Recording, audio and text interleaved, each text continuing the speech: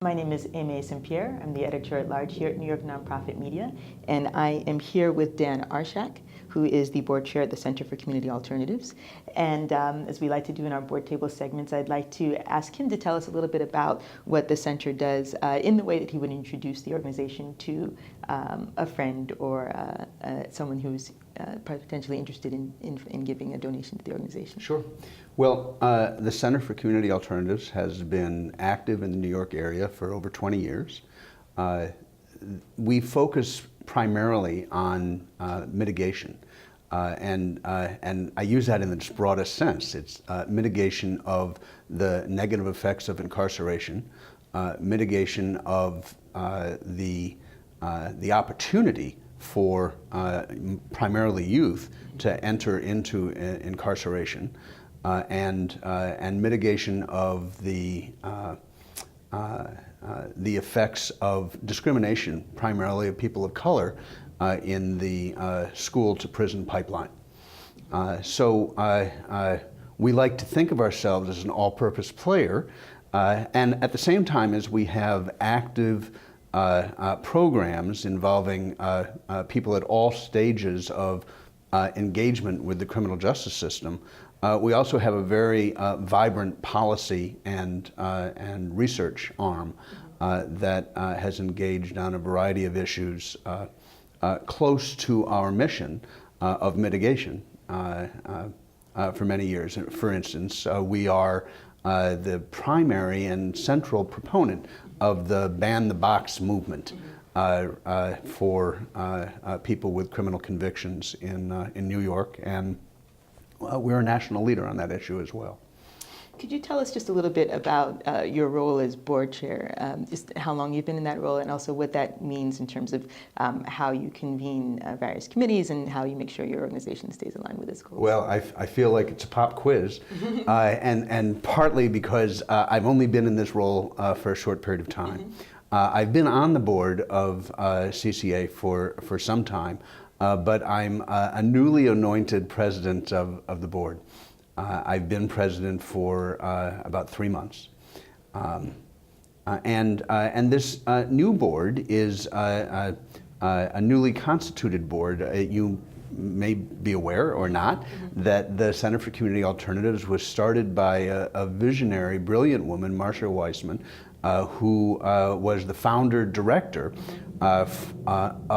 until recently, until about 4 months ago.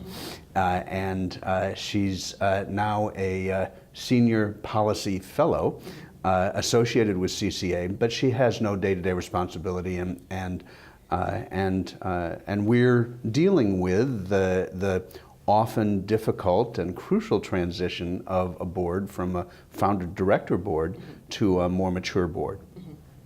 And that means bringing new people on board, looking at all of our policies and procedures, and crucial to the transition that we've been going through has been onboarding a new executive director. We are incredibly lucky to have found and in a moment of weakness got the agreement of David Conliffe, formerly of Osborne, to join us as our new executive director, and we're thrilled to have him on board. He's doing a terrific job, and we have, he knows that we have, like any non-for-profit in this sector at this time, we have real challenges. And he's up to it, the board's up to it, and we're moving forward to address those challenges. And in following in some amazing footsteps behind Marcia Weissman by far. Can you tell me just a little bit about, was she involved and how the board was involved in making sure that your new ED is up to speed with everything? So you're asking about the transition period, and that's something that we paid a great deal of attention to in the lead up to the actual transition. I should say that we made ourselves a client of the Community Resource Exchange, CRE, which helps not-for-profits like ours in exactly these kinds of transitional scenarios. It was, as we were anticipating it, it was a daunting task to contemplate how exactly we were going to do this. and what are the issues that we have to address, and how are we going to negotiate the fairly dangerous waters of this kind of transition. It's not unusual for organizations to falter and fail in the transition from a founder director to a more mature organization. And we were late to the game in making this transition. 20 years, I should say, and in fact it was more than 20 years, but let's just use a nice round number, is too long, typically, as a general rule, for a founder director to run an organization.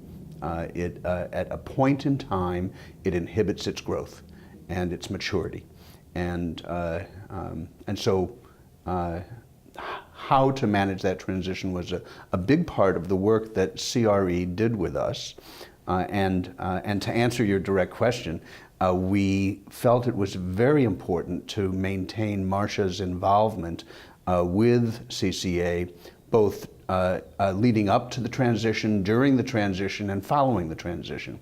She, of course, like nobody else in the organization, has an institutional memory and a commitment to the mission and goal of the organization.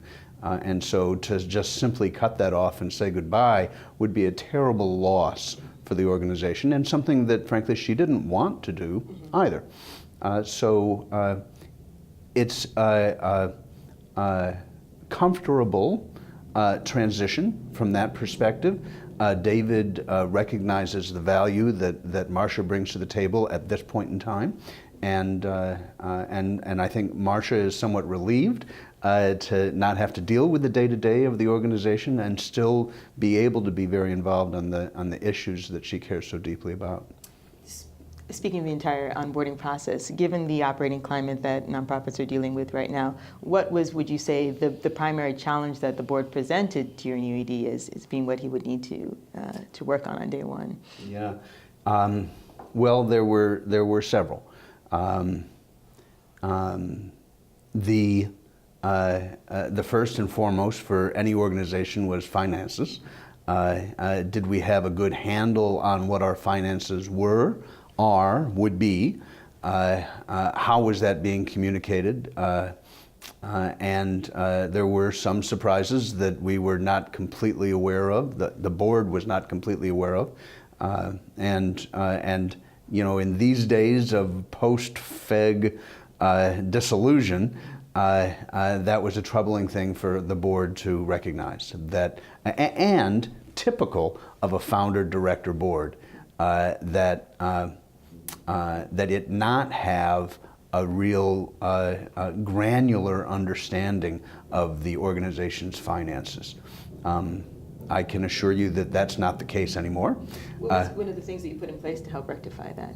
We have a revitalized, you know, we always had the committees that any board should have, but like many founder-director boards, they were often rubber stamped. You know, it was a happy group of people who were friendly with the founder-director and were there because they were friendly with the founder-director, and there were no major mistakes made, but there was a lack of granular understanding of the organization's finances, and a real acceptance of the responsibility, the fiduciary responsibility that a board needs to have in order for it not to fall into the FEG swamp. Understood. In closing, actually, as you in your new position, where do you envision the organization then being, say, 2-3 years now, at the end of your term? Are you term limited? Boy, I wish we were term limited. It's no. Look, I am enjoying, and I look forward to enjoying this position and the responsibility that comes with it. I think CCA is poised to grow dramatically in the coming years, and I say that not just as a cheerleader for CCA, but the tactical and strategic planning that we're doing now. I think we have the capacity, the interest, and the know-how to move into some areas that we have not engaged in the past. Like many people who work in the space that we work in, our history is that we have relied almost entirely on government funding, government contracts. It was FEG's downfall. And one of the major problems with that organizational strategy is that overhead costs are simply not covered. If you get 10% on state and city contracts, you're doing well. Federal requirements for overhead compensation for contracts is 24%. That 15% gap is enormous and can bring down a place like FEGS and can seriously undermine a place like CCA. So we need to look, and we are looking, and we're finding other sources of income that either don't require us to be performance-based or have overhead built in at a rate that's actually sustainable. Makes sense. Yeah. I thank you for your time, and Sure. thank you for sharing that with us. And again, this is Mason Pierre with Dan Arshack here at the board table. Happy to be here.